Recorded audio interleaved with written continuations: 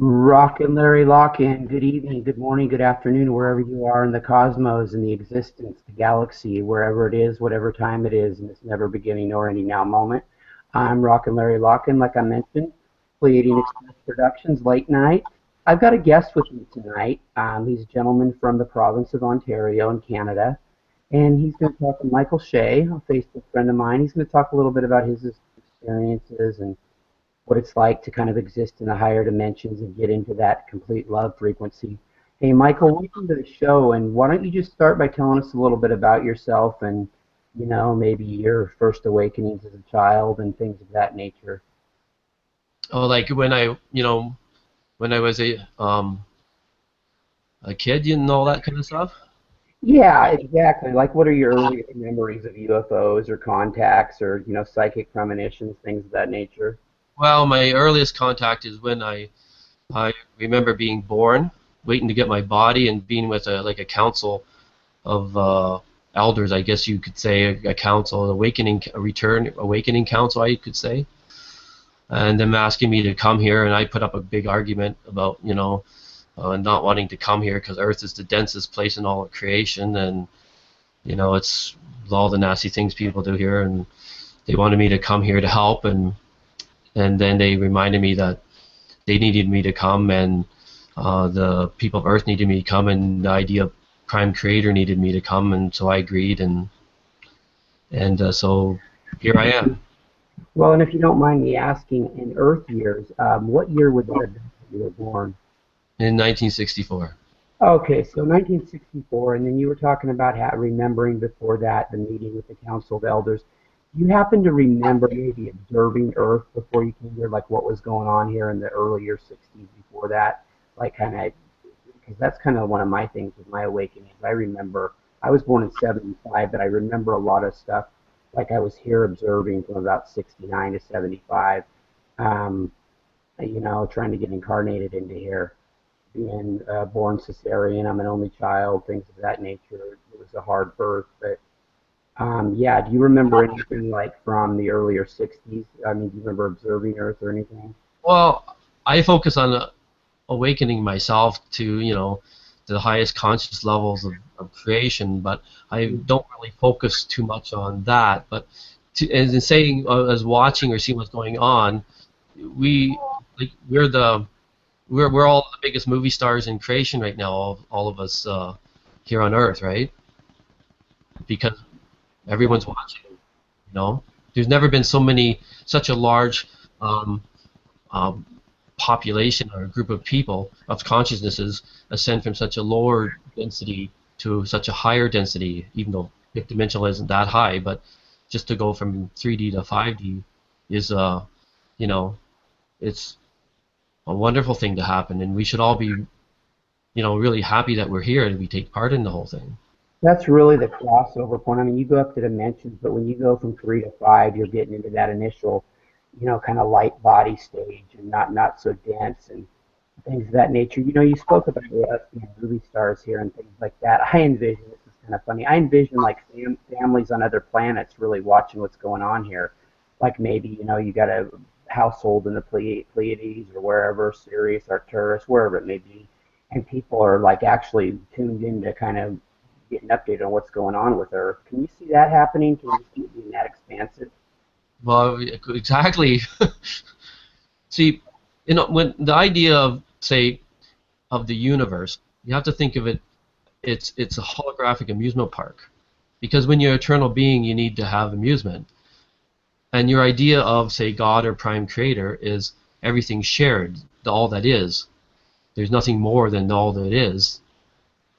So the idea of all these different aspects of we're here amusing ourselves, creating the creation of our imagination, but then everyone else in creation you can watch if they like. And because it is something that has never happened before, such a large amount of consciousness go from such a low density to a higher density, it's something that everyone's interested in. Yeah, and really consciousness awakening, they talk about us using more of our brain. We use 15, 20% of our brain, and they say, well, when you can use more of it, you'll be smarter. But I really look at it like it's your consciousness expanding. Like as far as even seeing UFOs, it's a consciousness thing to be able to see into that dimension and to be able to notice what's going on around you. It's kind of an awareness field around you is really what that is with everything opening up. And I was just curious growing up there up in Ontario. I talked to a lot of Canadians, got a lot of great Canadian friends on here like you. And do you remember sightings like when you were a young boy? I mean, do you remember a lot of sightings in Ontario, or were they just kind of here and there? Well, the last one was about a year and a half ago. It's one of those light ships that the pictures of all the strobing lights, they kind of come halfway out of the clouds and go back in again. Mm-hmm. They have a really funky light show. Those are the ships that they're going to say hello with. Yeah. But I've seen many of the other types that everyone posts on social media or Right. because But I'm curious, sorry, were you seeing those maybe as a kid in the 70s and stuff and into the early 80s? yes, yeah, I've seen. One time I saw a bunch of them. They looked like they were having a race across the sky. I must have been in another dimension when I saw that. I think they must have been more younger ETs got together and sort of defied their parents or something, and Mm-hmm. I don't think they should have been doing that. But the yeah, and they all well, yeah, I always thought they had quite an interest in me because I've Yeah. seen so many. But I meet many other star seeds too, and I think um, not all star seeds came, say, from playing the universe or the Earth or your Earth game or the galaxy game. Some came from maybe the idea of higher consciousness. Doesn't mean that they are higher conscious, but they were playing the game as higher conscious before they come here. So sometimes the first wave volunteers, like Dolores Cannon in her books, she talks about this 3 waves of volunteers. Um, is that the first wave volunteers probably from a higher consciousness? Mm-hmm. Because even though myself as a kid, um, it, to come to such a high density to such a low density, it's really hard. And this is what Dolores explains in her books, and I have experienced this, and with other with hypnosis with people too, is that I was on a ship when I was a kid because I was going to die because at that particular time in my life I was crying myself to sleep at night. I couldn't understand why people were so mean and cruel to each other. And so they took me on board, and I was happy to see them. It was a very happy experience, like, which they explain on movies or television that it's not a happy experience, but through the hypnosis we find out that it was a happy experience, and that, I needed some healing done I was just gonna die. Yeah, how was your family towards you during this growing up? I mean, did you feel kind of awkward and weird, like something just wasn't right as far as something was missing in your life, or I mean, was it just kind of a normal thing? Did your folks or friends think you were a little odd or anything like that? Oh, well, of course, all the volunteers were like that. But the Yeah. the thing is, for me, I never really said anything about being on a ship like that. I always remembered it. Then I remember a lot more under hypnosis. But what I would do is say when I was young, I would go around telling people I would see myself sleeping. Right?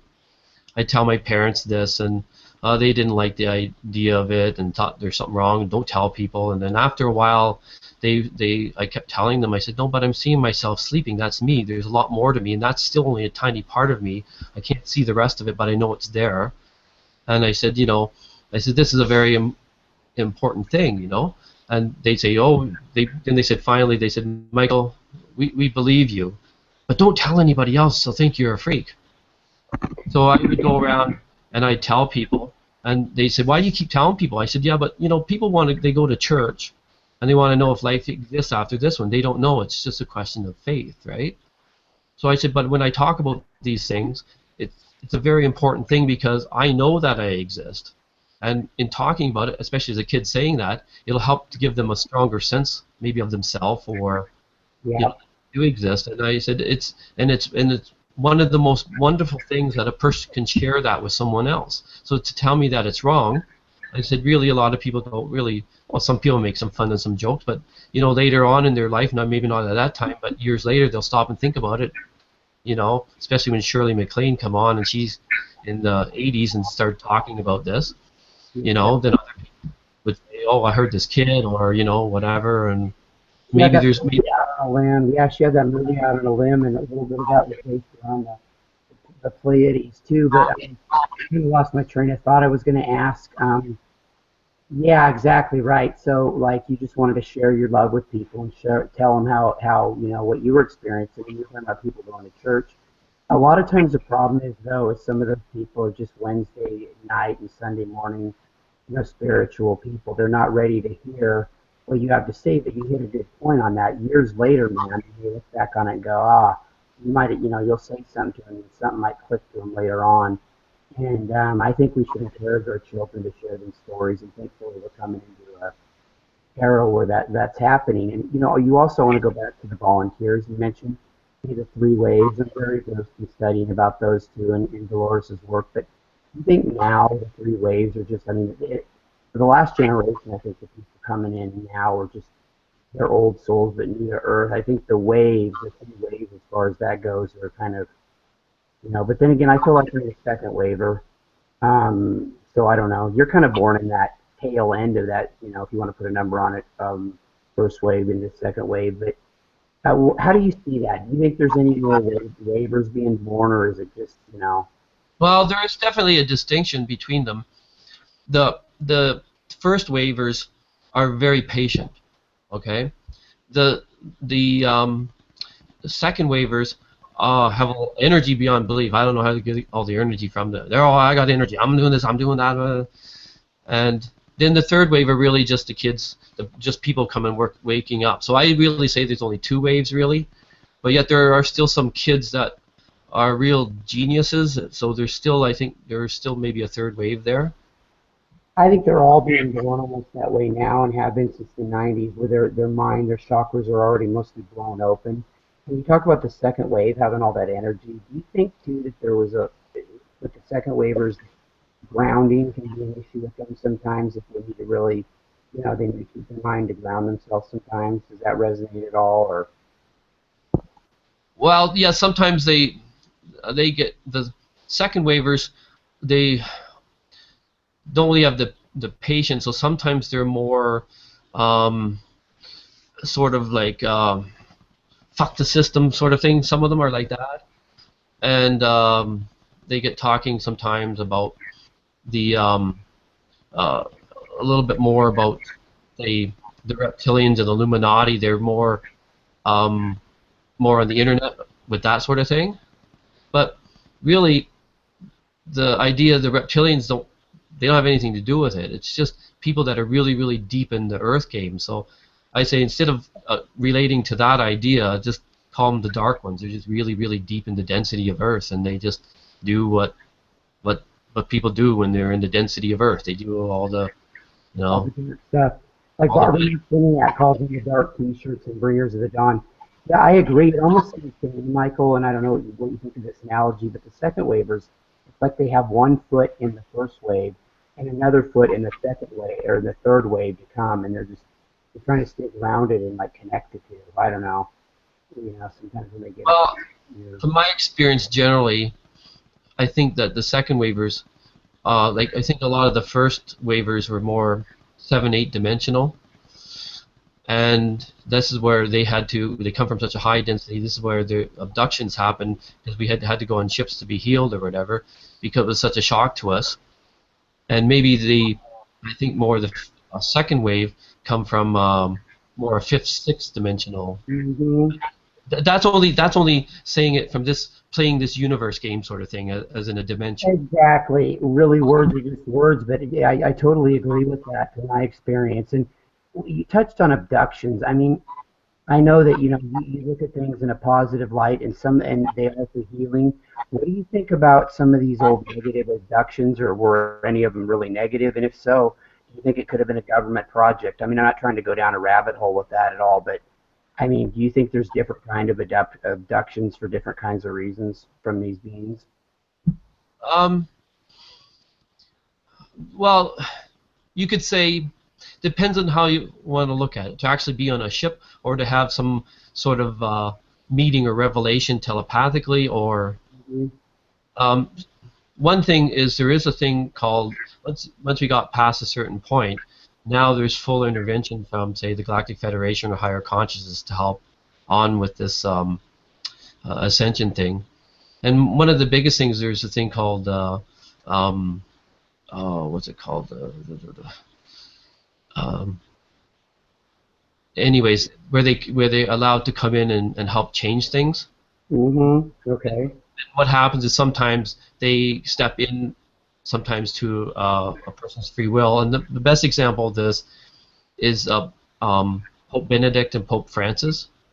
Now, Pope Benedict, uh, in his um, in his capacity to love, he tried to do his very best, okay, but he didn't have the knowledge or whatever to really to help with ascension, right?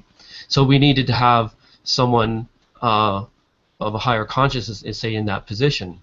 So what they did was they, like Pope Francis or Pope Benedict says, he had a big spiritual experience, and that's what helped him to say step aside. And then out of the middle of nowhere comes another a volunteer who just tells us all just to love each other, right? And we take a look at a guy like Pope Francis, and he's like a higher conscious being, and he has, like, just look at even if you just look at from the Catholic point of view, how much he is changing the world by just telling everybody just to love each other more. You know what I'm saying there? Yeah, I do. I'm having a little bit of 3D issue myself with my dog flipping out. Sparky, come on, Sparky. It's okay. Hold on a second. Sparky.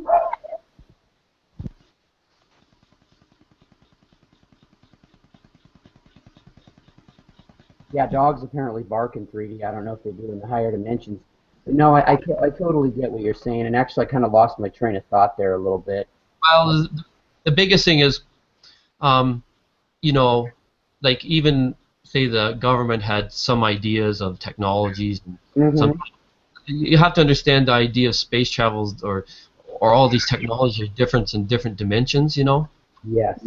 And you know, like, and we weren't ready for that technologies, and they sort of, and they, I'm sure they have some stuff and they're doing some stuff, and but it it's all in its own time. You know what I'm saying? We have to. Well, exactly, but I think technology is suppressed from us. I really do, also by people here on Earth, and so I think that that's a problem too. Is it's been suppressed from us as well, and how much of this technology we have that's come along in the last 30, 40 years is extraterrestrial technology. I would have to say, in my opinion, quite a bit of it. And how much more do they have, and why are they hiding it back? Is it a power game? I mean, we talk Well, about free energy all the time, and I really think that's going to start with people in the backyards and making their own devices. I don't know. It's just that's well, kind of I built a perpetual motion machine over 20 years ago just to prove it works, and then I took it apart. Said, I don't know if people are ready for it yet. But one of the biggest, say, suppressed technologies, everyone thinks of Tesla, but right. there's another guy, and his name is called Dr. Royal Rife, RIFE, and he invented the thing called the spectrometer and many other things. But another thing he invented was bioresonance healing. Ooh, yeah, talk about that a bit. So what he would, every found that everything has its own light frequency. Every disease, like cancer, or every virus, or every parasite, or every part of your body has different light frequencies, and this is how, say, you could heal people. But the idea of a spectrometer shows everything has its own light frequency as well. So maybe he didn't realize what he really understands, because now that I'm, awake in this six-dimensional, 7, 8, sometimes I realized that what he really proved, and Tesla and Einstein and everyone talks about it, how everything is really light energy. What he proved was that everything is light energy. In the machines he built and the technologies that he made. But he doesn't realize what he really proved was that the universe is actually holographic. Hmm. What a dimension actually is different densities of that light. And so I see all the time, I see all these different grids overlaying each other that create all of this. Yeah, I see exactly. crystal dust floating around, because I'm a higher conscious, I remember all this. But that also proves that. So now, when you realize that it's a holographic amusement park, now you realize that it's for our amusement to have fun. So this is how I explain how to become fifth dimensional. All you do is say every day, I'm just in love with everything. Everything is so amazing and so wonderful. Because that is what you're focused. You now create that dimension within yourself. Just as Well, when yeah, well, that's, I know, but that's, a lot of people are going to hear that and think, okay, well, that's easy to say. I mean, I'm going through this in my life, I'm going through that in my life, and then again, too, it comes to the point where, I mean, they've got to actually get full of that feeling of what you're saying. I mean, you're at that level, but it's just, it's one of them things where, I mean, I'm at a loss for words to how to try to tell somebody how to get there that wants to get there. And I know in the what, pre-show we were talking about that a little bit. what I do though, because I do hypnotherapy, I also, if they half the people are so ready for it, they get it and they just go with it and they change their lives. I see them change it like night and day, boom, boom, boom. But other people that are maybe a little denser still uh, in the old Earth reality, then what I do is I teach them self-hypnosis. So I've taught thousands of people self-hypnosis, and then they get it. Yeah, your voice is really relaxing. I know in the pre-show you said the word deep twice, and I was like, oh man, then you started talking about how your voice relaxes people, and I was going to say don't say that on air, don't do the deep deep on air, but if you could give a sample of No, that. I might do a mass hypnosis of a large group of people. I know exactly. And how long would you say on average, or does it even, is that a factor? How long do these last when you do a typical hypnosis? Of course, I know it's going to depend on the situation, but I don't know. What's the shortest one you've ever given? When you do hypnosis, Yeah. well, it depends on the questions, and then say like with Dolores, she would have the oversoul come through and do healing or ask questions, and um, it depends on how that goes. It could be half an hour to say 2 hours. Okay, if you really get deep into it, yeah, Dolores' story, though, I mean, I gotta just say, fascinating about how, of course, how she came upon this. She was just a simple quit smoking hypnotist, things like that, and she kept getting these stories over and over and over again about, life before here, and they were all matching up. It must have been really fascinating to be her and have that start hitting her. You know what I mean? Oh yeah, well I know lots of people that took her course, and I know lots of hypnotherapists. They all do the same kind of stuff, and they tell you all the same stories. It's truly amazing, like what comes through. It's you know. No, it really is. And she wasn't even looking for it. But I think that, people, do you think that more and more those kind of people like Dolores and all the other pioneers, are they more just a reference point? I mean, do you think people are starting to realize that it's really all within them, and then maybe all they need is just a little bit of, encouragement or something like, the work that you do, just kind of encouraging them, not preaching to them or telling them this is what they should do or shouldn't do. Like, do you Well, a think? lot of times I come across people from a healing point of view, Mhm. and I and I, just a couple chats sometimes over a period of a year or two, and I take people from really negative to positive, and they really get on the awakening thing really quickly. Just and one thing I explained, how hypnosis, self hypnosis, how much they're in charge of creating their reality, right? And just saying every day in every respect, I get better and better. Every day, Yeah, I'd like to be hypnotized just to relax, to be honest with you. You know what I mean? I'd like to be regressed too, of course, but it seems like it would be so relaxing. I have a hard time relaxing and resting. So, I mean, I think hypnosis would work great for me. well, You I'll do it for you. I won't charge you any money. Okay, could you do it online? Yeah, I'll do it on Skype. It works fine. Great, great. That sounds great, man. But Yeah, I well, don't. go I'm not ahead. going to I'm not going to work with any 3D people though. No, I hear you. I can understand that completely. Which I, brings me. Which, sorry, man. Go ahead. yeah, it's just because I'm such a higher consciousness now. A lot of 3D people, um, they don't even enter into the reality that much, you know.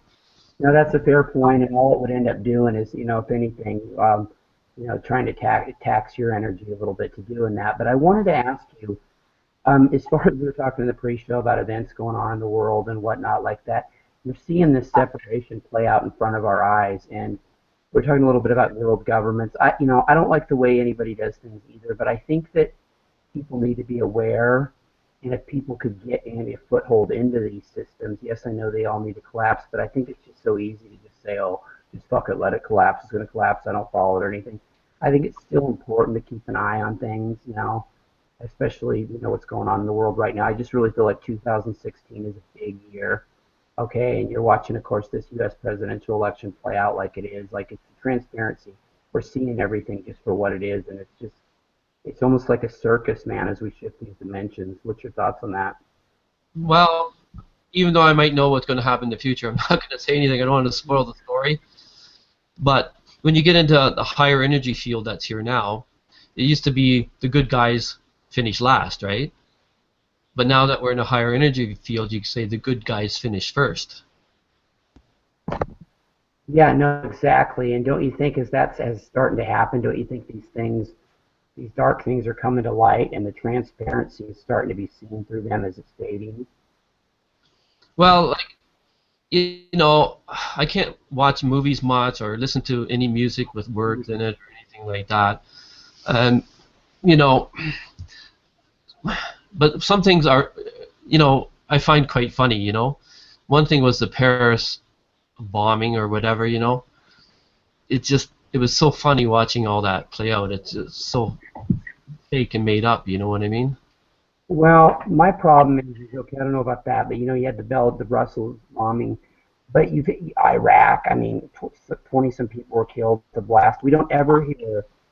They make such a big deal out of it when it happens in a Western white country, but it's just typical. Oh, it's just another day if it happens in the Middle East or it happens in Africa, and it is such a setup. It really is such a setup, and but it's bigger than that. I hate to just go, oh, it's a setup, and people get into conspiracy, false flag mentality, and then they stop at that. I mean, it's a lot deeper than that, these situations. Well, I'm making a lot of videos to explain how things happen for business so that they help make transitions and stuff.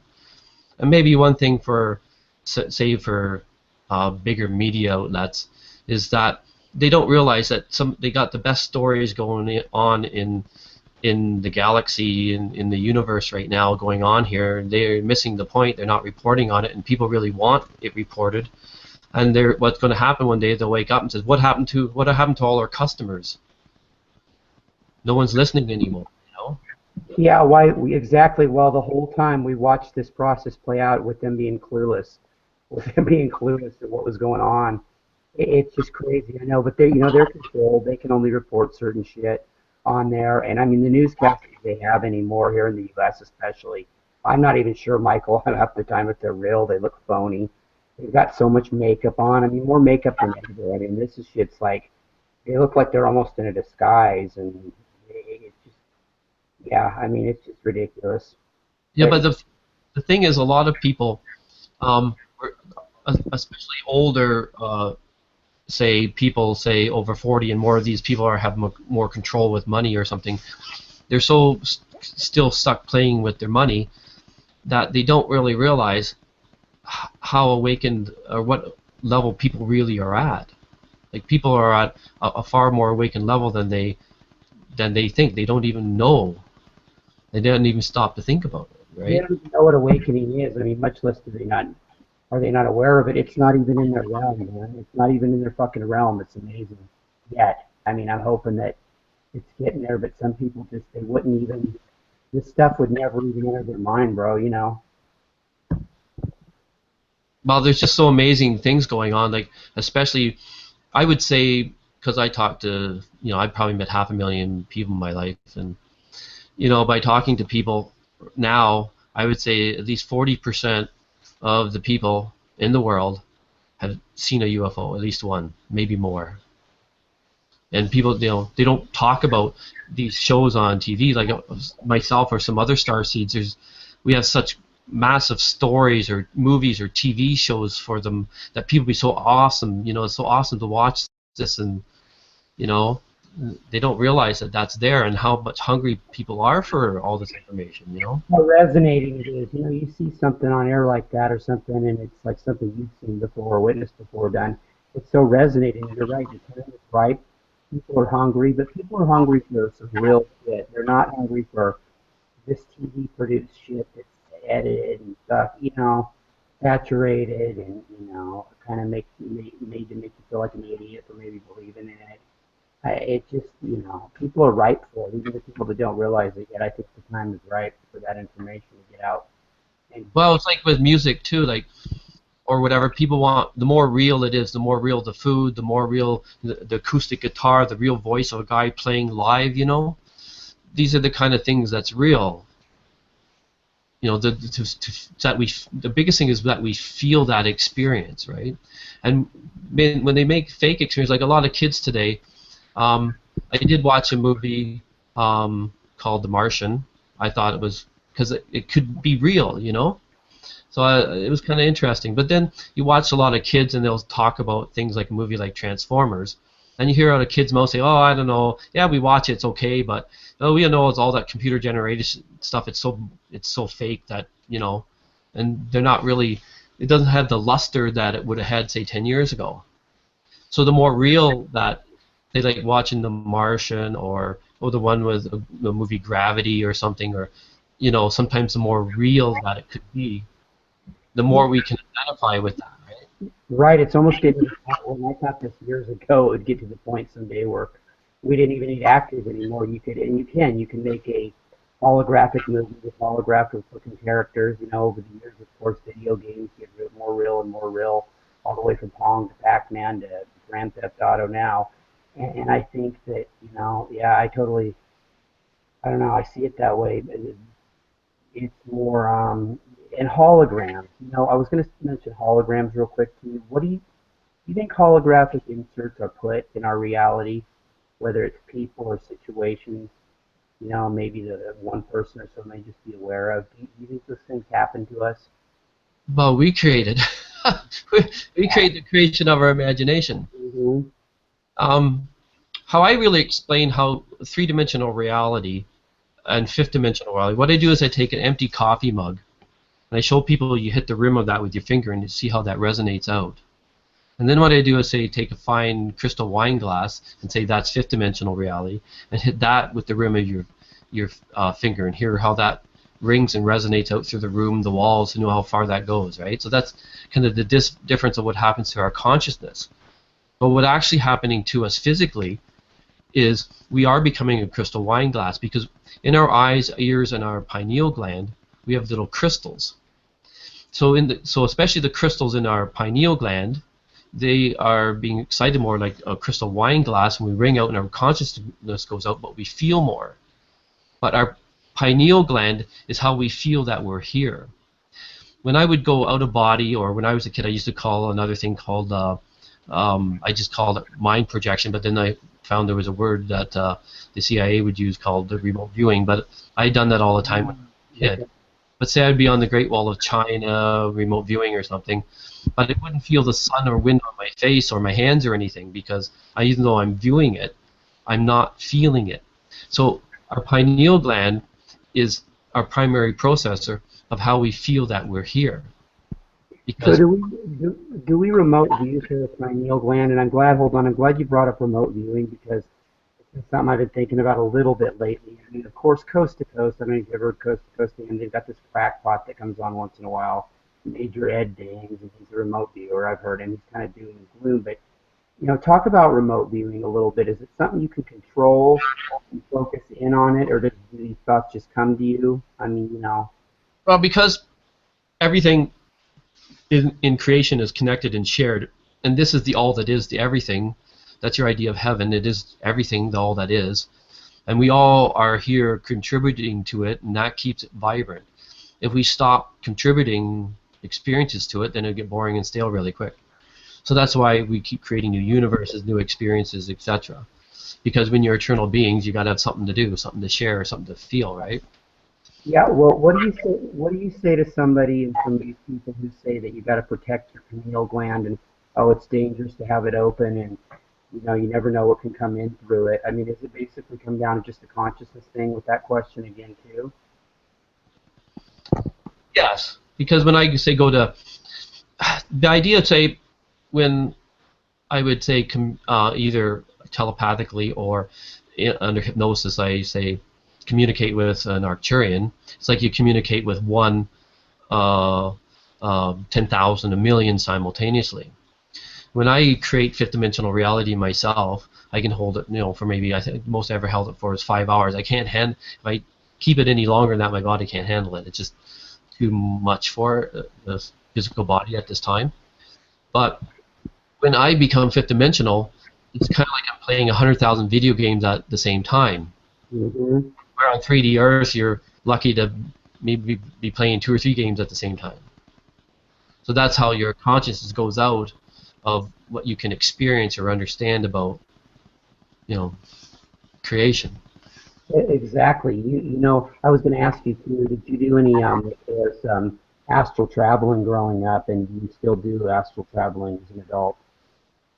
Um, oh yeah, when I was a kid, I'd always see myself sleeping and stuff like that, and uh, sometimes I was pulled out a couple times. Say I was pulled out, say in an experience where I'd have meetings with real high consciousness of creation. It's just at a crossroads in my life to help me make sort of the right choices. Maybe I make the wrong choice, and I would say it was God or angels or whatever like that. And now I realize that the high consciousness, like what I would be communicating with, is just it's really just ourselves. And so now to do, I still do remote viewing, or I make a lot of say connections to all all kinds of aspects of creation, other universes and And this remote viewing, of course, is I'm sure has to be a little bit based on innate possibilities, right? Well, we see what's going on right now, and in this parallel reality, if this happens, well, then that could happen. You know what I mean? Do you consider in all those factors when you're remote viewing too, or does it just like come to you? well, I don't know. When I was younger, I did that, and because and then I would remote view. I spent a lot of time in China, and then I realized, hey, what am I doing? The whole universe. This will work other places. So I saw a lot of other things, which I'm not really going to explain too much about. But there's lots. The whole universe is full of life, right? All It kinds. is. Isn't it about it's about tuning into frequencies too? I know Barb said it in the great book Bringers of the Dawn. It's frequency. You have that ability to connect and tune into motherships, ships, Arcturians, Syrians. It's just whatever you really focus that intention and put out there, is there. And yeah, Yes, yeah. yeah, But exactly. as a hypnotherapist, do hypnosis with people, what I found was everything's just focus. Because I can't hypnotize you, you can't hypnotize me, but I can help you achieve a deep state of focus, to focus on whatever aspect you want to focus on. So the whole idea when, say, you have to look at the universe uh, as an amusement park, which it is. You have to say, well, when you're on the red ride, you're focused on the red ride, and while you're on the red ride, you're amused by the red ride, and that's your focus, and that's it, and that's fine. When you say you're bored of that, you will look around and say, oh, the yellow ride, the blue ride, and then when you focus on the blue ride or the yellow ride, that's where you're at. This is same goes for explaining about remote viewing, or what I explain is about how to become fifth dimensional, or is about really focusing on the like manifestation is focusing on the passion of that focus.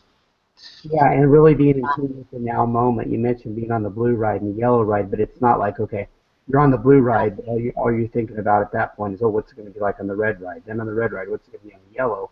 It's about focusing in the now second you're in, though, right? I mean, that's part of it, don't you think? But you can change that focus. Or my father was kind of my best teacher in this way. He didn't have much schooling. Wherever he was at, he always had that real passion for it, and he had luck like you wouldn't believe.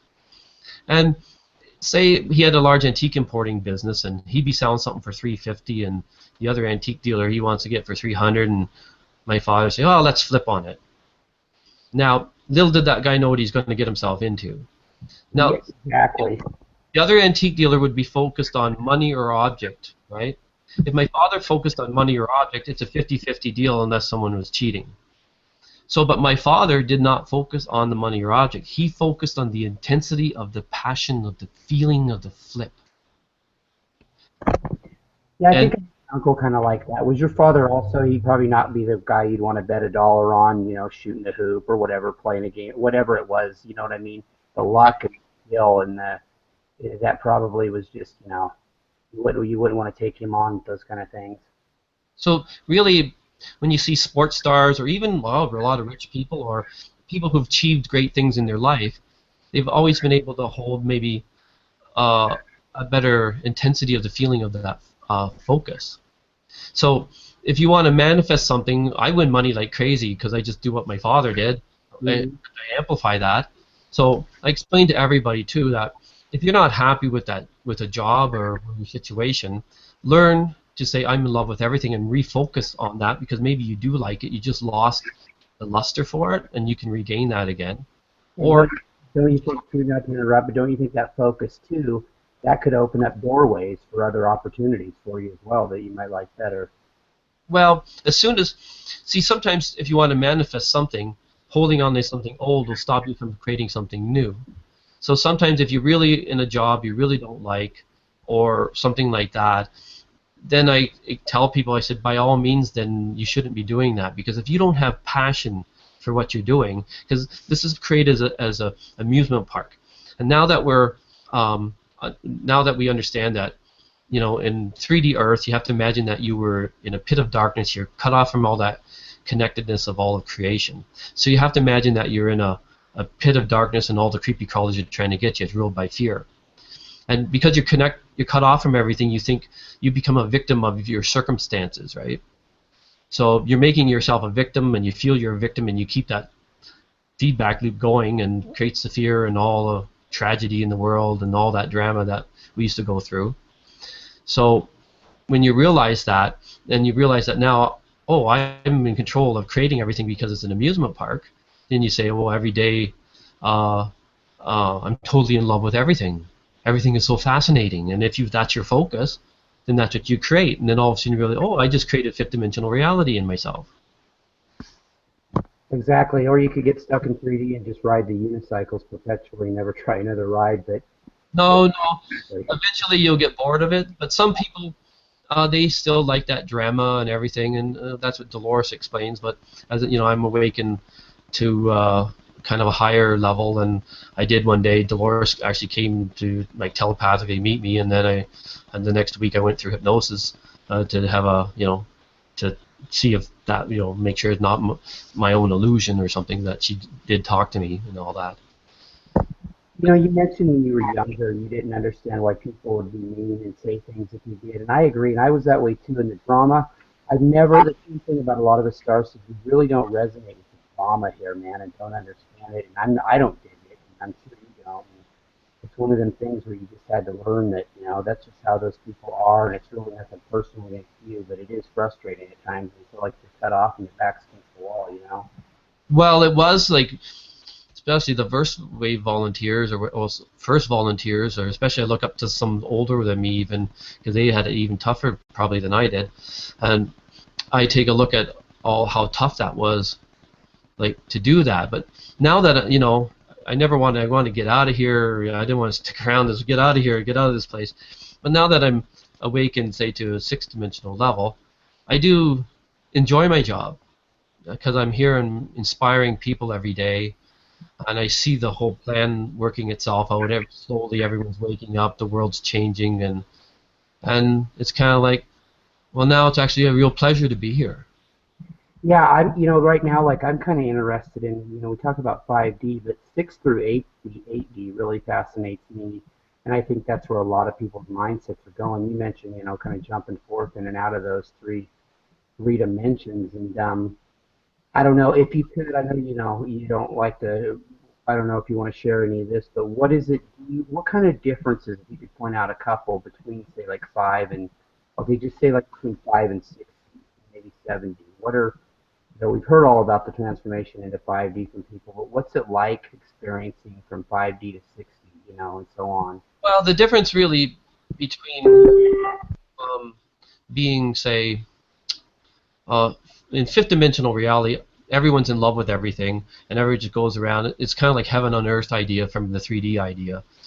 But so everyone just walks around. They're all in love with everything, and everyone's just happy, happy, happy. Oh, you have your little problems, this, that, but there's nobody starves anymore. Everyone just supports everybody for what they want to do or whoever they are, because we know it's all just a different expression of creation, and we're all just eternal beings, and it's all just amusement, and we just all have fun. Now, in a six-dimensional reality, what happens is, and you'll know when you become 5D, then all of a sudden this will kind of start happening. Like I would say I would have been about maybe this time last year. I was just walking, just close to here, and all of a sudden I felt everything let go. And at that moment, that everything let go, I realized that if I have no business, no money, nothing, just the clothes on my back, I'm just as happy if I have stuff or I don't have stuff. I don't really care. If I have it, fine. If I don't really care. And at the moment, I realized that everything's really just like Lego and Play-Doh, just to play with. So the more I say, oh, it's just fun to play with, the more I play with it, the more smoothly everything goes, and then you realize that you are fully 100% 5D. So then when you get like to be 6D, you imagine yourself, say, as being all that as 5D, but then what happens is your dream levels will increase, increase, increase. So instead of having in 3D Earth, you might have 1 or 2 dreams or 5 dreams. Fifth dimensional reality, you have, oh, I don't know, 20 dreams to 50 dreams. Then when you get to 6D, you could be having thousands of dreams that night, right? Or tens of thousands. And then what you realize, you Okay, start so you're kind of working. in that mindset of a dream. That's kind of interesting. That's kind of how I thought maybe it might be. It's just, flow. That's really amazing, and and I think people are. So you're transmuting that with your 3D existence here, and you've learned to balance that. I think that's kind of the direction, hopefully, that starseeds are moving into. So in a six-dimensional reality, when you're having all these dreams, what you're doing now is when you're fifth dimensional reality, you just go along happy playing the game. Six-dimensional reality, now you know you're setting the game up. So now you're working on setting up the goalposts, painting lines, or setting up refreshment stands for running, and plotting out where you're kind of setting the game up. So then when you say, well, go to seven-dimensional reality, now you're setting up more and more of these games. And in other people setting them up in cooperative, um, setting up where you can set up, say, a planet or a solar system, or I suppose even a whole galaxy if you like. Yeah, do you think that as you move up to higher dimensions, the power to do those kind of things increases, of course? I mean, you get up to 7, 8, D, whatever, get higher. I mean, do you think that your creativity skills and abilities become more in tune? Of course.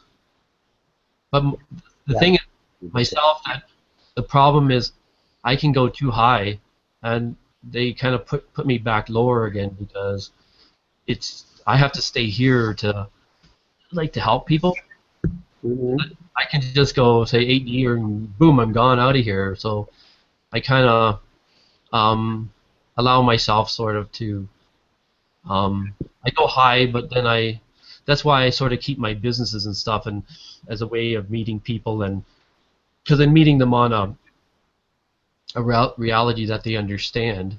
Right, that's so crazy. That leads right into my next question I was going to hit you with. So, have you found over the years the people you do deal with in your business or whatever, day to day, family, friends, whatever, do you feel like even if they don't know it or not, do you feel like their consciousness, can you see little sparkles of awakening in the people like that don't even realize? You know what I mean?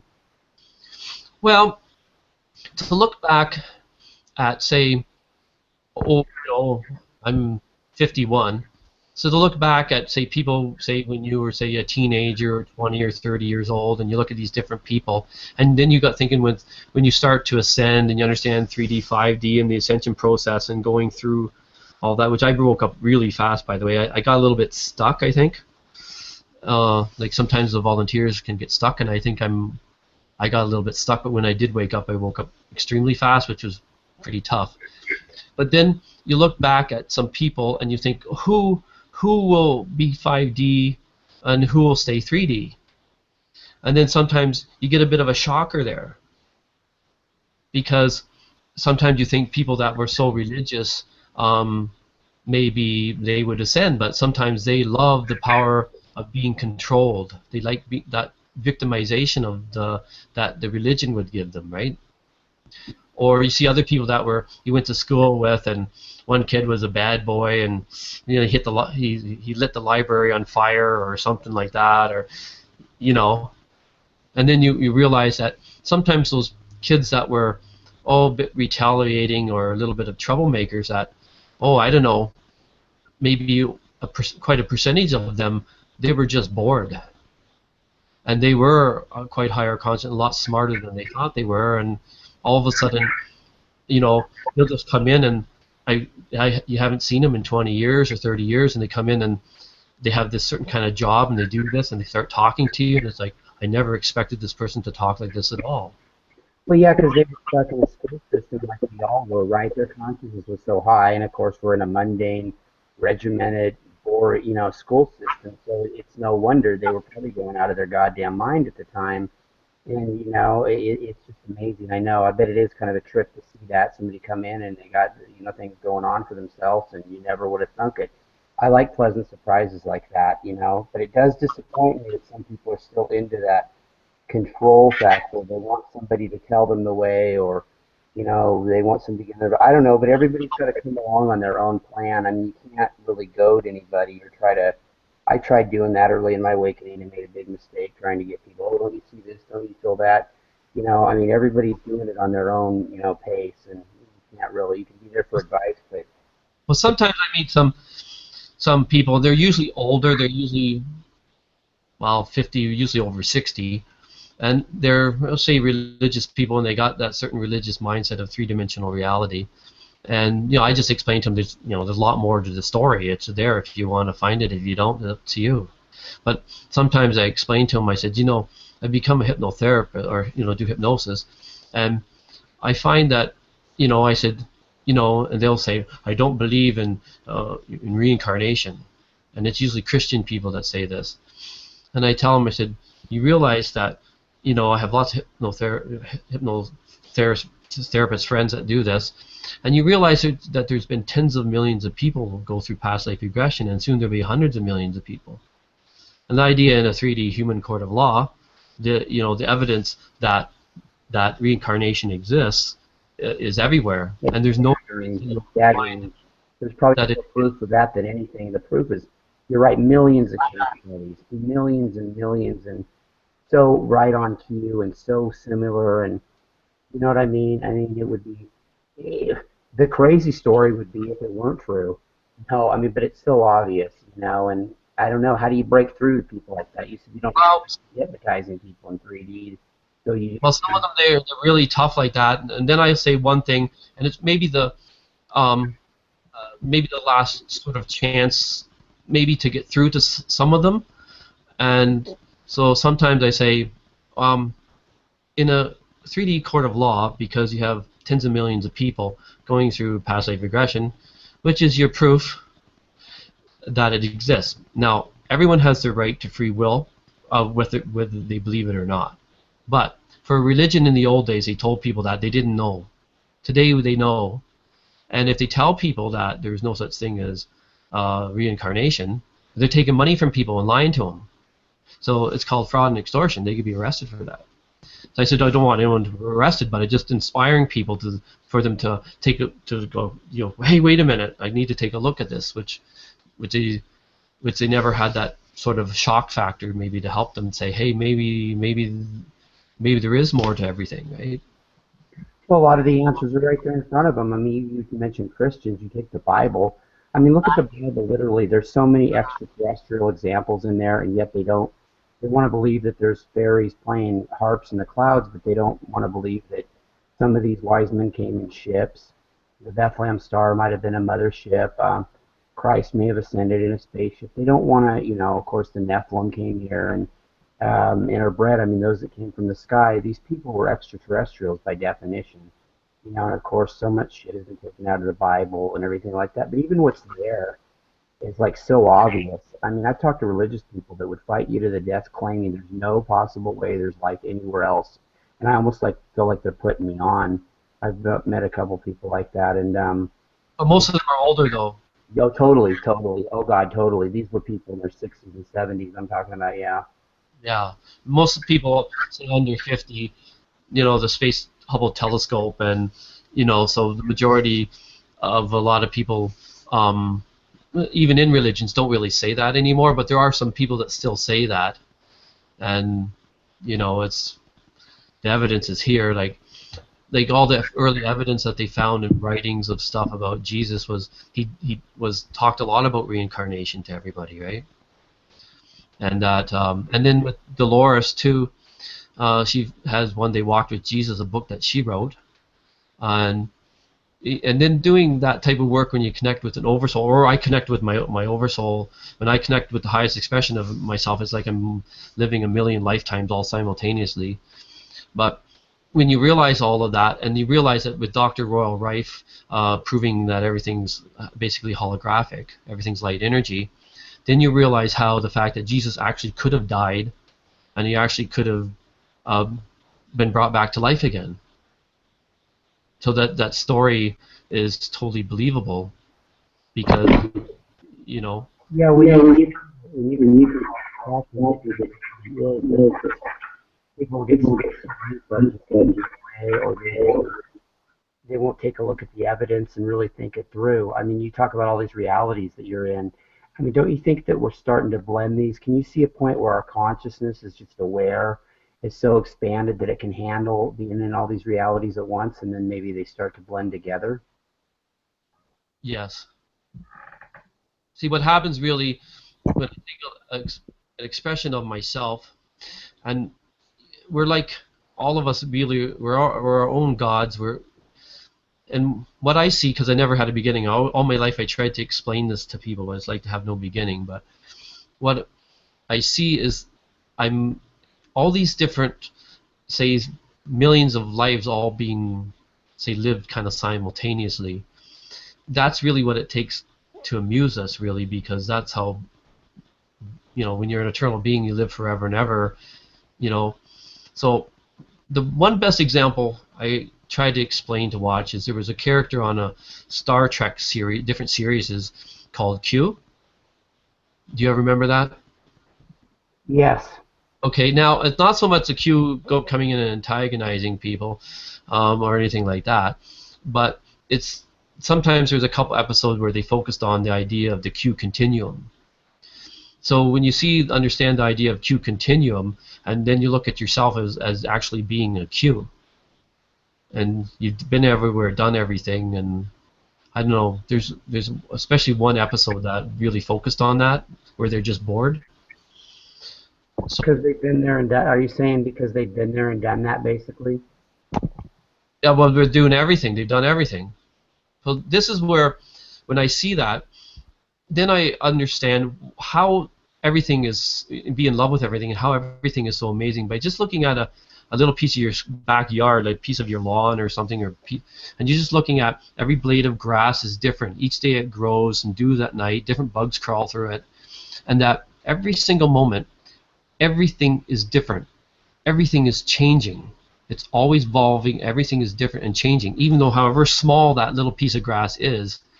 That's the whole essence of creation itself, right there in that little piece of grass in your backyard, that it's always changing. It's this always forever changing is that keeps the forever everness from becoming boring and stale. Yeah, and what about, if you want to go smaller than that, what about the eternal life within the molecular structure of that blade of grass? I mean, there's several. You know what I mean? It's a body all into itself with whatever it has forming it, and all of those things make up their own universe. It's really just everything is infinite. You know what I mean? Well, this is one. Um, oh, if I describe when I met about 70 different ETs, and I describe them, which a lot of it's been described in actually Star Trek. And when I see them, I understand that there's so many different ways to for creation to be expressed. So, and in saying that, um, they all feel that existence differently, and they all play in that in the realities that they create, and but it's all added to the to the all of the everything, the all that is. Yeah, fascinating. Very, very fascinating. So And simple yet so complicated. ETs are going to say they're going to come say hello to us really soon.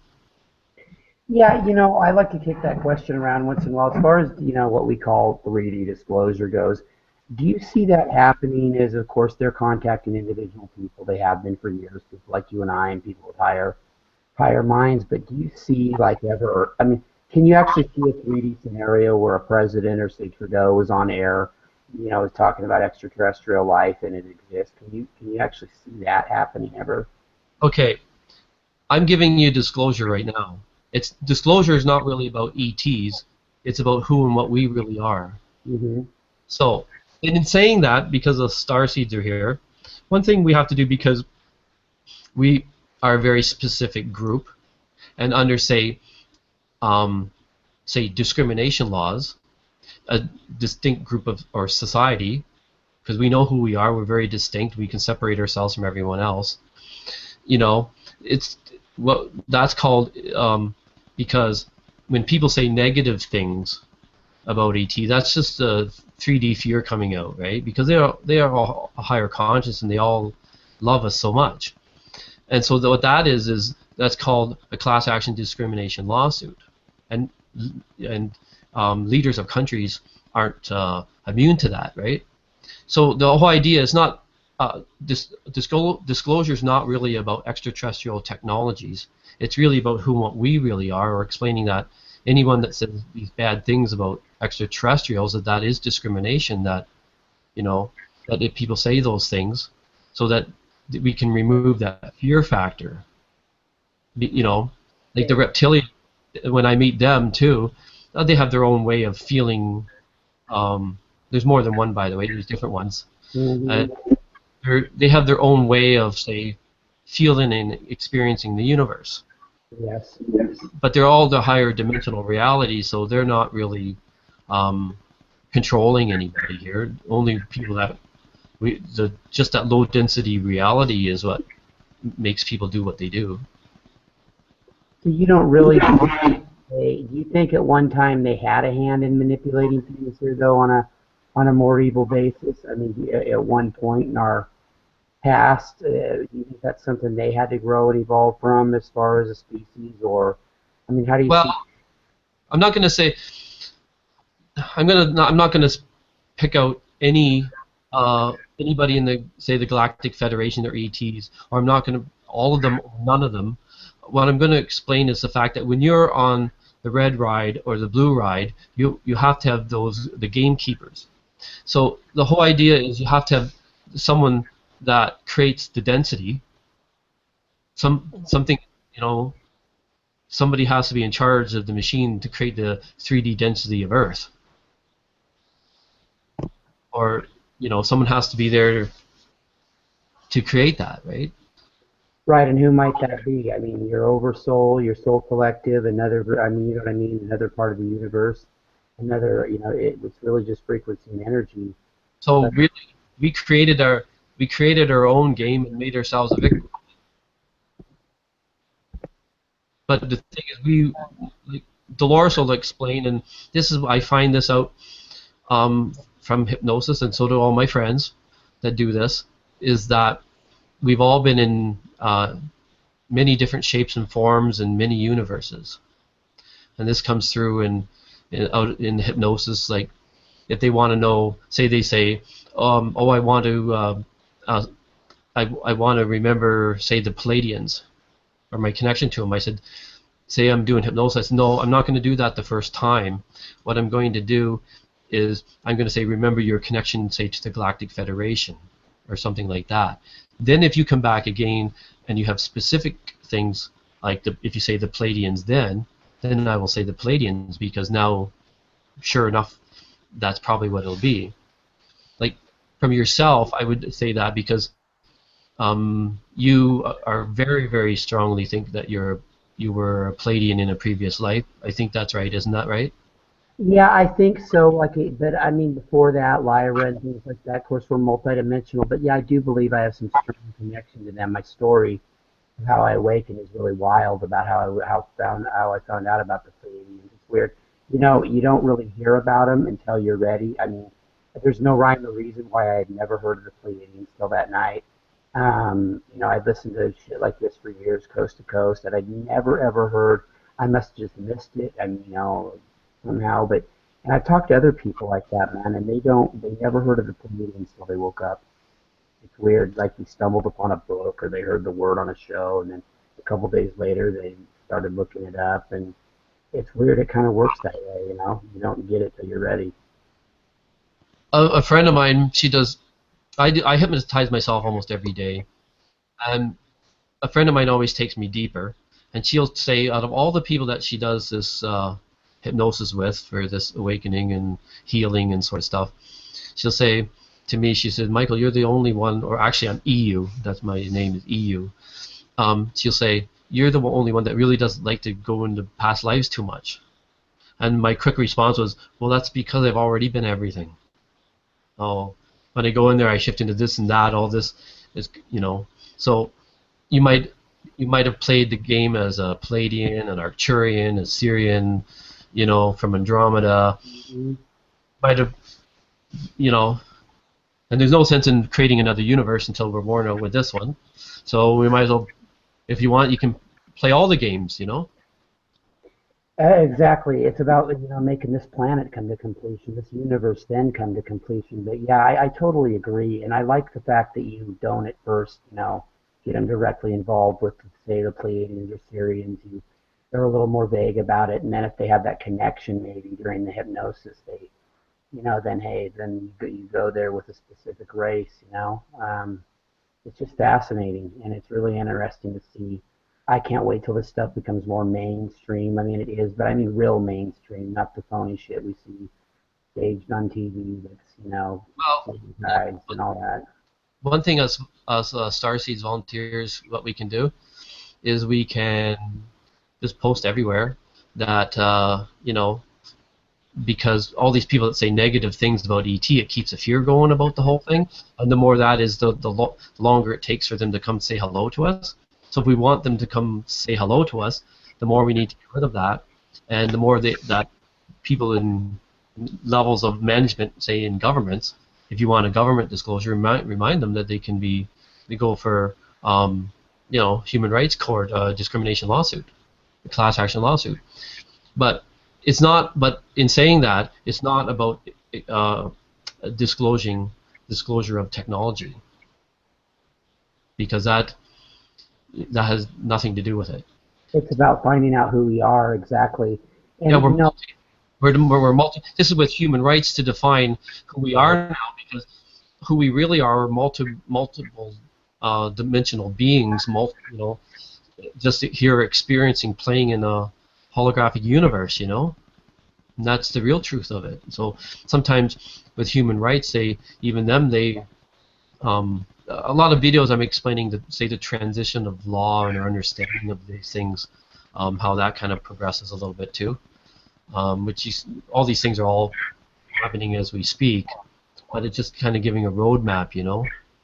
well, yeah, and on a side note, this question came up to me, man. I mean, except for a few movies like Spider-Man and Star Wars, a couple of these other movies, do you think it was a setup that all these old alien movies were these gooey, gory, I'm going to come get you and eat you, you lizard? I mean, why were we inundated with 20, 30 years of movies where only a couple of them had human-like looking people on them, and they were all gory and I mean, do you think that that just is how Hollywood ran, or do you think that was purposely to scare people, or do you think it just is what it was? I mean, The scary part of the abduction stuff, some of the government was maybe behind that, but most of the Hollywood stuff, most of it not. Some of maybe the government was behind helping certain characters come to light in certain movies or certain things like that, which we'll find out maybe they are actually real, which they are. But the whole thing is to explain this. When you're in, when you watch the Three Stooges, you laugh at them doing stupid things. yeah, when I was a kid, I used to die laughing, and I'll get a gut ache, then they got lame. But yeah, totally, man, I know. When you're on Earth here, we're the Three Stooges, and all the rest of creation's laughing at us. But the thing is, in the Three Stooges, they were acting, but we think it's real. So in saying that, one of the things that make me laugh my guts out, we create the idea of the devil, we create the idea of ghosts and the boogeyman and werewolves and We're and all. good at that. Yeah, we're good at that. We create all that idea, but then on top of it, we create the idea of the Walking Dead zombies. Uh-huh. I laugh my guts out. That's so funny. Like only on Earth you think that. You know what I mean? Dead people. Exactly.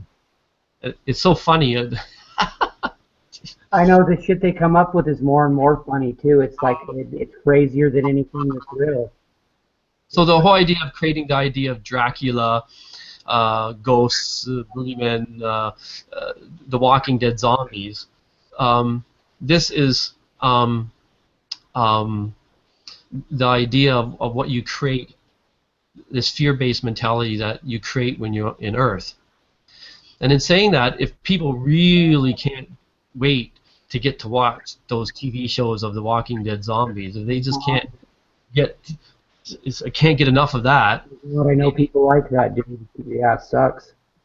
They might need to take a close look at, am I ever going to get to be 5D? Because a person can do it immediately, but it really takes a person 2 to 5 years.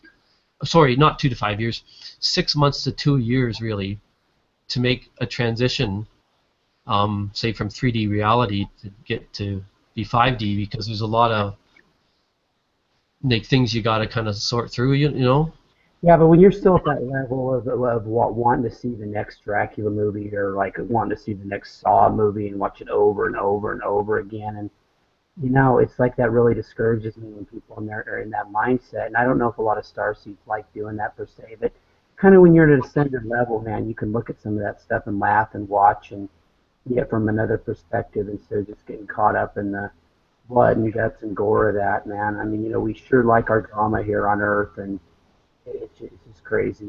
I mean, any little thing like that, and we get suckered into believing, or any kind of fear story, we want to go there. And okay, the thing with extraterrestrials too, real quick, Michael, though, do you think a lot of that, the fear of the unknown, is just human nature? We have a fear of the unknown, so Hollywood projected that in those movies. I mean, I don't know. Well, 3D reality, that's what you create, because that's just what it does. So this is one thing I say. They make another video to explain this one about even the people who did this false flag stuff, and governments and all kinds of corporation business did nasty shit in the past, religions and all that stuff. It's just how the game was played. Right. But what I explain to a lot of people, really, and this is a very important thing with Ascension, is amnesty. Not so much that you give them amnesty, but you just don't think about it. Because if you start thinking about all the past, then it's hard to create something new. So it's hard to ascend if you're thinking about all that crap. Exactly, and punishing this person, getting that person, doing that. I mean, I would want it to where those people were neutralized, who couldn't hurt us, but I'm not into, let's just think forward and move forward. I'm not into, once they're under control, I'm not into doing anything. So what happens is, that doesn't mean that in the present day, if something's happening, you can't jump all over and say, look at this false flag thing, and exactly. In the present now. But anything in the past, forget about it. It's in the past, and leave it there, because it's hard for you to ascend when you're thinking about that, because if you're focused on that, then you're not focused on fifth dimensional reality, and you tend to trap yourself there, right? So this is one thing that is a very important part of the ascension process, to have this um, amnesty for people, like, that did things. Because when you actually go through past life regression, everyone on Earth had had cycle after cycle of Mm. going, playing the victim, doing all the nasties of nasties. I don't want to get into it, but all the nasty stuff that everybody did, and everybody had a turn at doing some of that in the past. So somebody did it today, or somebody did that, even that, to show a person who's really 3D will probably stay 3D, is that guy who bought that drug company and jacked the price of it 5,000% or whatever, right? Oh, that was, yeah. Yeah. So a guy like that, he looks at, rolls his eyes at everybody. Oh, ultimate 3D person there, Totally so arrogant that at first it would almost look like a joke when you read the article because I mean it was you just jack it up a little bit. I mean it was like my God. I mean exactly total. It's hard for me to even believe it wasn't a joke, which I know it wasn't. But I mean how oh my God, totally immersed in 3D mindset to the max. But that kind of reminds all of us, or well, I have never been on Earth, but all the people who've been in the Earth game, it just shows you've all went through that kind of thinking or feeling or understanding of things in the past. So this is where, when you do past life regression with hypnosis, you always ask permission. You're always asking permission about everything, but because nobody needs to dwell on anything like in the past. It's all about now, the now and the development of now. So you bring through anything that they need to, if they need to work on something. But I tend to, with hypnosis, I tend to just like to work with people on the connection of their higher self, the connection of the sharedness of all of creation, or the love of the Galactic Federation, or the connectedness to that, and just all very positive growth with them.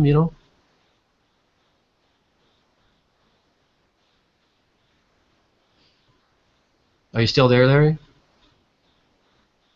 Yeah, Mike, are you still there? I thought I was off mute. Hey, you're right, and what you're talking about is you're such at a level now, right, with what you do that you want to really deal with people that are kind of going into 5D. You're not looking at really working with people that don't have a clue.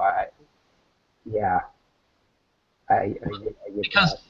there's no, this is what the volunteers, one of the biggest things I would explain to them always was, they have an overwhelming sense to want to help people. Most of them are women, by the way, and they they always want to help people so much, and so did I. But one of the things you have to realize is it's about free will, and sometimes it's kind of like to say an idea of this, and this is something I always want to help people all my life, and then all of a sudden I realized one day. Um, um, I had a snowmobile accident or something, and then everything in my life went to shit. Everything I used to touch turned to gold. I was this remarkable person. Just go everything wherever I went, everything just turned to gold. Help people. Everything was turned positive, and so everything went to crap. And then what happened was, I wondered what's going on. There's a reason that happened. I said, "Oh, God and angels." I'm still in that mode. God and angels, I understand. You're there, and you're not trying to hurt me, and I don't ever think bad words or anything towards you. But I said, there's a reason for this, and yeah, I got to understand why. Then immediately it came to me, oh my goodness, this is all a lesson to teach me about not trespassing on people. Because sometimes someone's going to fall off a cliff idea, and I'm going to save them, right? Instead of reaching out and saying, oh, they need to fall off a cliff, and fall down and hurt themselves to learn something. So the whole idea is, someone will say, "Oh, give me money, give me money, give me money." So I always used to give you money, but it never seemed to change anything. But I'm not going to give you money this time because I don't think it's going to help you. But I said, I'm always your friend. I'm always here to help you. But at this time, if I give you money, you're just going to go self-destruct and get into drugs or who knows what. I'm not giving you any money this time, right? And they'll say, "Oh, you're not a friend," blah blah blah blah. But meanwhile, I learned, well, but that's your manifestation, right? Like, So I just don't think about them anymore, and then that's was a lesson I learned that helped to understand other volunteers understand that um, if people want to be 3D, let them. Exactly. It caused me a lot of heartache trying to tell people instead of just letting them go through it and trying to, save them and tell them. And really, I thought I was doing the right thing, and it just causes a bunch of heartache. You know what I mean? It's really just interfering with their growth path and your growth path as well when you try to intrude like that, I guess. Well, even a lot of people, the majority of people, the vast majority of people are waking up really, really quickly. And I've been talking to the general public all the way along, as soon as I awakened about the whole thing. And then I have lots of other friends who are volunteers who do hypnosis or who are really awakened volunteers.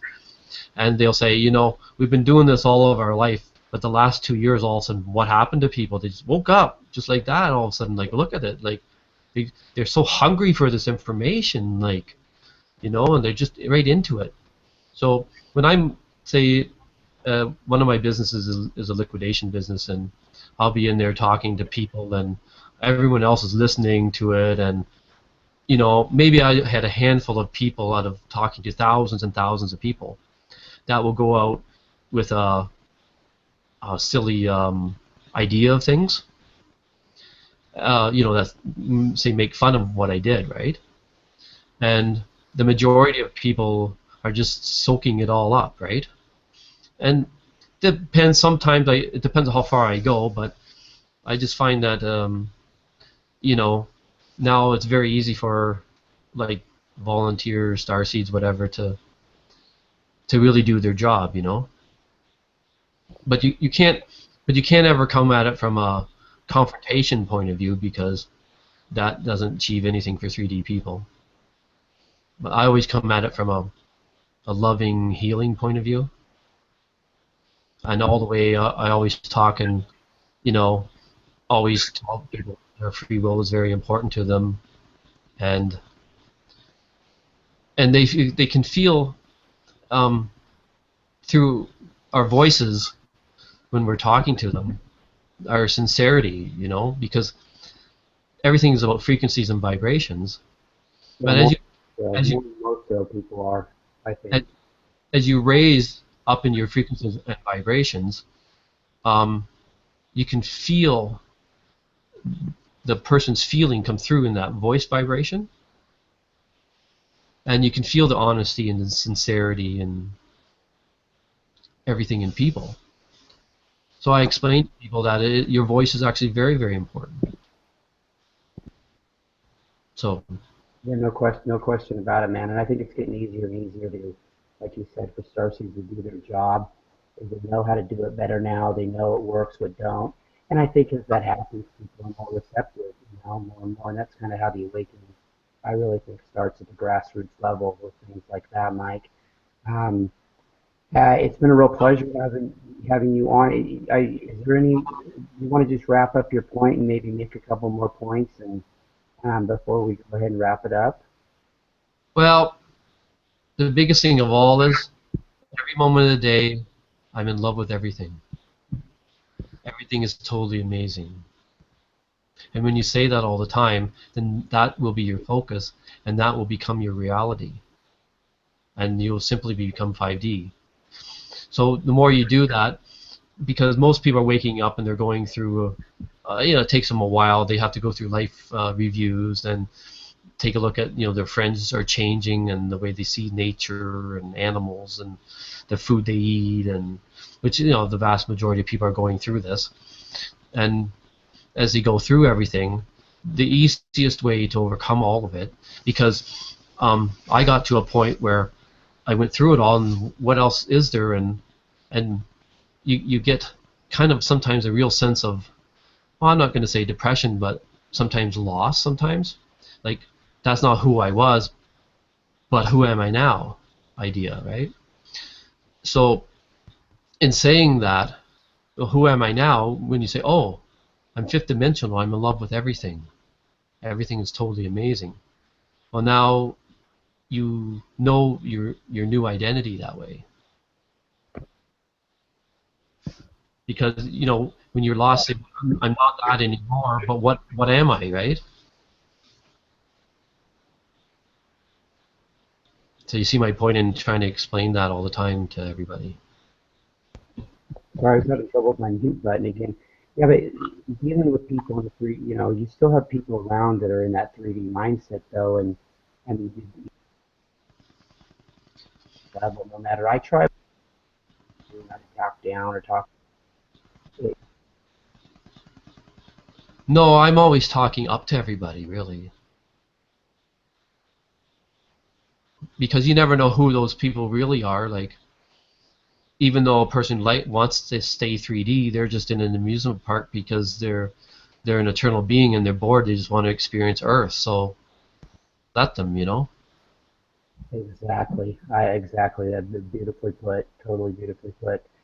Okay, man. I think we're going to go ahead and Robert, do you have? Is there any? If people want to do, if people wanted to get a hold of you, or if people wanted to look you up, is there?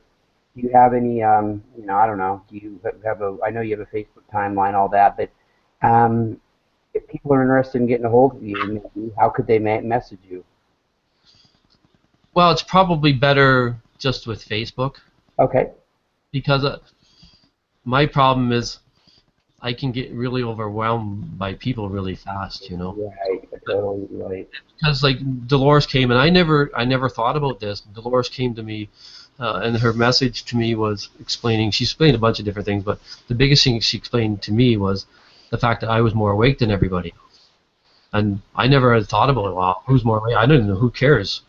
And then I thought about it and I said, holy geez, I am, I guess. And I never thought about that. So kind of then I realized I was just trying to focus on more my local area of waking people up and whoever came by. But now sometimes I realize that sometimes it's particular time that it's kind of more spreading it out to especially the star seeds, because when I explain things, some things they maybe never thought of the approach of things, and then all say, hey, wait a minute, that I like that approach, or right, two and two is making four now, and it really kind of speeds up the ascension of Earth here. Exactly. When you get those couple missing pieces of the puzzle, it really does help a lot. Well, Michael, some things I'm explaining that you know that nobody else is really explaining it that way. The only other person I see that really explains it that way is um, Daryl Anka, who channels Bashar. mm-hmm. I'm amazed sometimes what he had brought through over the years. I'm not saying sometimes Daryl's a little bit of a filter on some issues a little bit, Yeah, but overall the majority of it is like, oh my goodness, I'm just basically kind of saying a lot the same stuff, but kind of in different words because I lived the Earth life, so I know how to relate it. yeah, I really resonate with Cryon like that, and I do like Bashar a little bit. Some people like Abraham Hicks. There's all kinds of great. Oh yeah, like Greg Braden is very good, and there's one, and sometimes he has some good stuff, but the what's his name, David Icke. But one thing I don't like is anybody that talks and has too much fear in what they're talking about. And sometimes I'm even watching, sometimes even David Wilcox and a TV show, and sometimes some. He's a little paranoid too. I love David and resonate with him a lot, but I think David gets a little bit paranoid at times. David Wilcock. I like calling him affectionately the paranoid Pleiadian. But exactly, Ike's stuff was good 30 years ago, 20. It's kind of getting old. I think we're all coming into our own as individuals, though, and going within. A lot of these legends played their role, but I think I totally agree with you on what you're saying. About Ike and stuff. Anything that has any fear in it is 3D. So a lot of people ask me this, how do you know what 3D stuff or 5D stuff is? I said, well, anything with fear in it is 3D because that's where it belongs. That doesn't exist in 5D. So if anyone's talking about fear-based stuff, then that's 3D stuff that they're talking about, or they're coming from a 3D, so they're Yeah, not. really save it unless it's all going down right now in front of me. What you're telling me. Otherwise, don't. It's just peddling the same fear over and over again. Like this Nasara shit, all the free money. I mean, I believe a society is sort of like that one day, but don't. Oh, next week, all these big updates, year after year, keep people strung along. Man, I mean, if this kid has some tooth and don't say anything until it's, there. I mean, don't keep fucking I, around.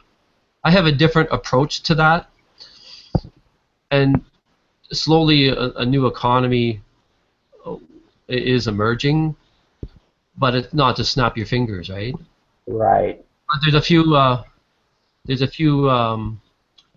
which I'll make a video just to explain that in itself. It's a whole like half an hour to explain just that, kind of slowly how it happens. Do you have a YouTube channel? Do you actually have a YouTube channel, Michael? Well, I've just got a lot of videos made. We're just editing them now because I keep kind of making them, but then I keep changing them because just up until recently, one thing I didn't have that idea always to express the idea of amnesty because might have left that part out, but that is a very, very important part of it, because even though they had done nasty things and smashed airplanes into buildings and blamed it on somebody in the Middle East or whatever, not to say that some of those people that involved in those things, that they don't ascend to a higher conscious level, but if they don't have amnesty, then they get stuck in fear mode, protecting themselves, and because everyone should be allowed to ascend to a higher conscious level if they want, right? No, I agree. As long as you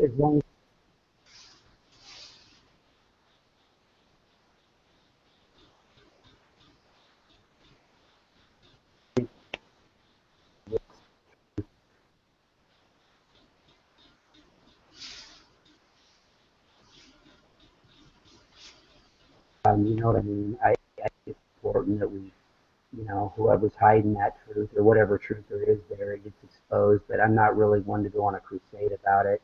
I Well, think it'll those, all happen in time. sometimes, but when you go back 10, 20, 30, 50 years, religion and governments and different things, they were in three-dimensional reality. Well, everybody was in three-dimensional reality, and that's just what they thought they should have done.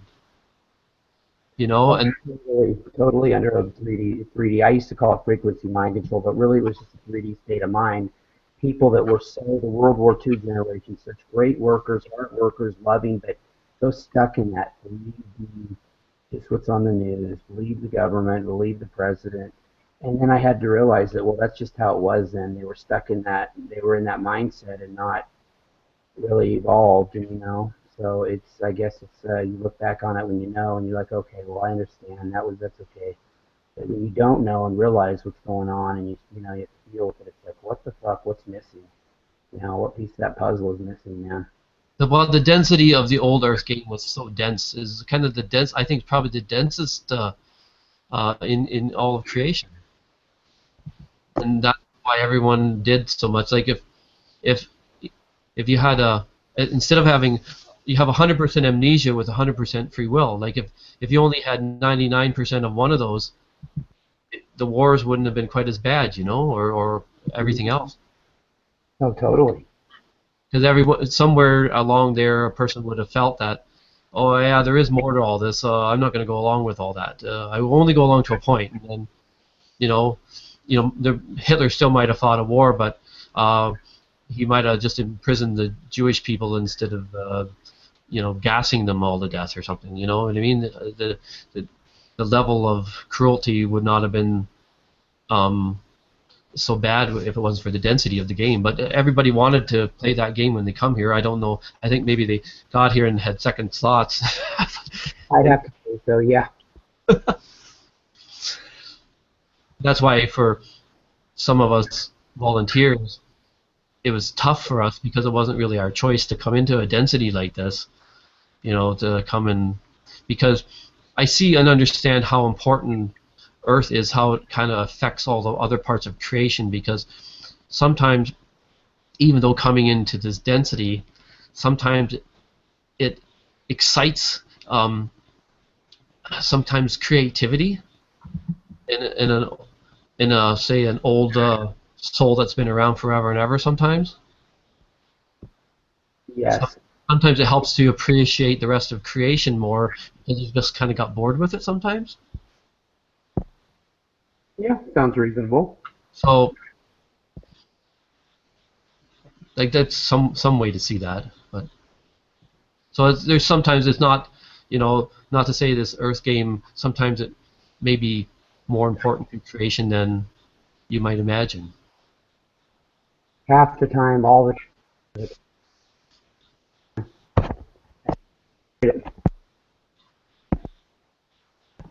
I'm having,